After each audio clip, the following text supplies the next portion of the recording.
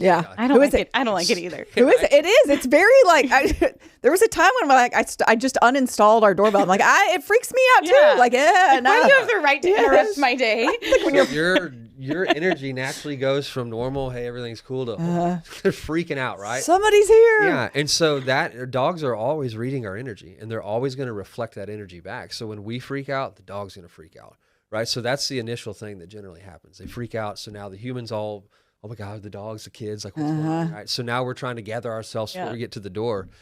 And so the dog's practicing all that. And the challenge becomes if we don't have any way to address the dog in the moment, because dogs do live in the moment, if we don't address it when it's happening, it's hard to teach it. So if we get mad at the dog after the guests come in, they don't know. Yeah. Right. The thing we need to address is when the doorbell rings.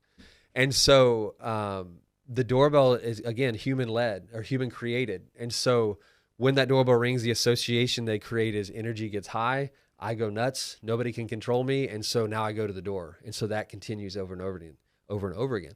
But usually what happens when the door opens, somebody comes in and goes, oh, I love dogs. Oh, right. They're not going to be rude. Right. They're going to, okay, cool. There's a dog. So now they're going to pet the dog. And so when they start petting the dog, now the dog goes, oh, that doorbell means I get excited. Everybody's excited. That's what I'm supposed to be. Human comes through the door. Now I get pet. So now I get the reward when somebody comes through here. So this is how I'm supposed to react. Yeah. Now the window thing, when you see the dogs bark at things throughout the window or through the window, a lot of times what's happening is the dog is barking at whatever's out there. And then that thing keeps walking and goes away. So what did the dog learn?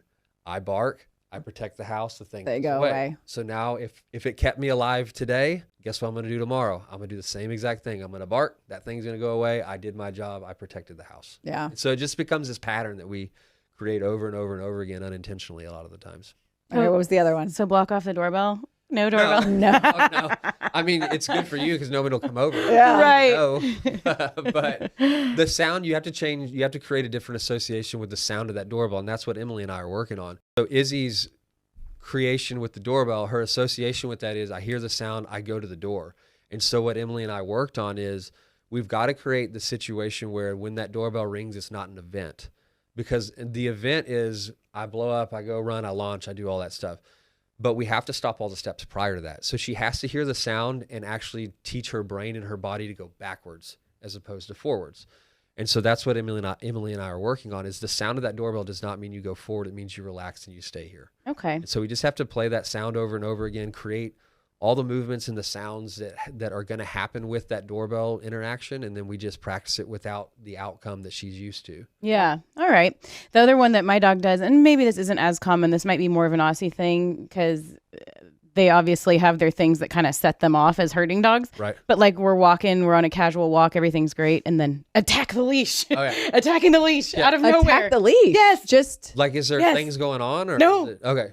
I don't know. I think Belle might just be special. This might be he's nodding his head. Oh, he is. I've never heard of this. Oh, yeah. It depends. I mean, I'm just asking because if there's something environmental. Well, at least maybe, but I don't see it. Yeah. Maybe she sees something. Yeah, because a lot of the times those reactions are coming. That's a symptom of a root cause, right? So you're seeing the symptom, the leash biting, the whatever it is, right?